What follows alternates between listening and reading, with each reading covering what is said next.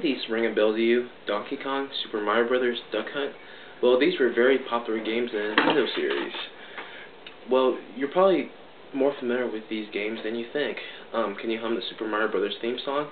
Do you remember shooting ducks out of the sky in Duck Hunt? Or maybe you're an old school player that played Atari games, which was black, white, and a huge contrast to a lot of the modern video games today. Corey Turner, who is a manager of the local Best Buy Geek Squad, who does local house calls and provides technical support to a lot of their customers, can vouch for the gaming industry. Programmers is a constantly changing field, and they need programmers with skills, imagination, and it's a very lucrative field to get into.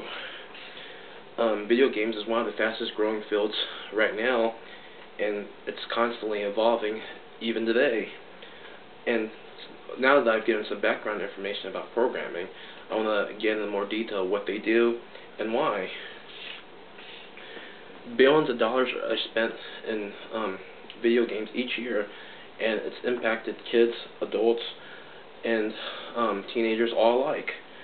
One of the first video game consoles was Atari, which featured a video game called Pong, which was black and white, which involved two white lines and a bouncing ball. And this game was so simple that it's featured in a lot of cell phones today. And now a lot of the video games that are out today have up to 4 million color and are a lot more realistic. There are different types of programmers.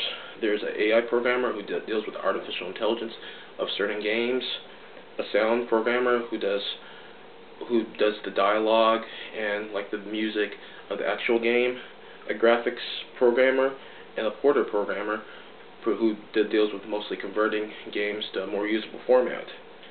I'm going to get in depth in two of these different programmers today. Guitar Hero, which was originally made for PlayStation, needed to be converted to a more usable format to play on like Xbox and Wii and Nintendo DS. Porters need to convert this language in a more usable format. It was originally programmed in C++, and when expanded the Nintendo DS, it needed to be converted to ARM CPU format. And these porters need to basically reprogram and rewrite it in a usable form. A gameplay programmer basically can make or break a game. Final Fantasy, which was one of the original RPG game for Nintendo, featured a highly detailed storyline and basically a vast array of what the character could do. A gameplay programmer had to deal with details and basically had to constantly tweak code from other programmers to make this to tweak the overall gameplay.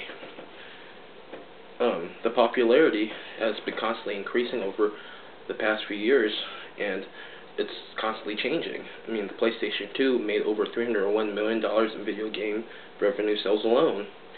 And pretty much nowadays, everyone has one type of console, and a lot of the gamers have multiple types of consoles. I mean, there are some video gamers that wait at midnight at Walmart to get the first crack of a game like World of Warcraft or Halo. And this is a pretty diverse field for programmers. Programmers is a very good field to do, and starting out, you can make about $50K a year, and a lot of programmers make over $200K a year, and the average is about $80K a year. And this is a huge increase, considering that the average U.S. income is between $30 to $50K a year. 1979, an old Atari programmer made $22K a year, and that's over just a few decades. It's over doubled, and it will continue to increase over the next few decades. But to actually do this, you need to have the necessary skills and education to be successful. And starting out, like in high school, there's a lot of computer classes that you can take, and math and like advanced calculus. This definitely will help you out in this field with a lot of the problem solving and technical skills. In college, there's a lot that you could go into, and a lot of degrees that you can get, like computer science, computer engineering. But after that, it just doesn't end there, and you constantly need to get your education up to date for the new, just just to know about the new program launches that are coming out, and you need to constantly be gaining new certification. I mean, the reason why I want to be a programmer is basically, I mean, this is something that you have to keep on learning, and you have to keep knowledge of how the field is constantly changing. And this is a very growing field that you can be very successful in. And people never really understand how games work, and I guess that's why I'm very interested in it, and that's thanks to programmers.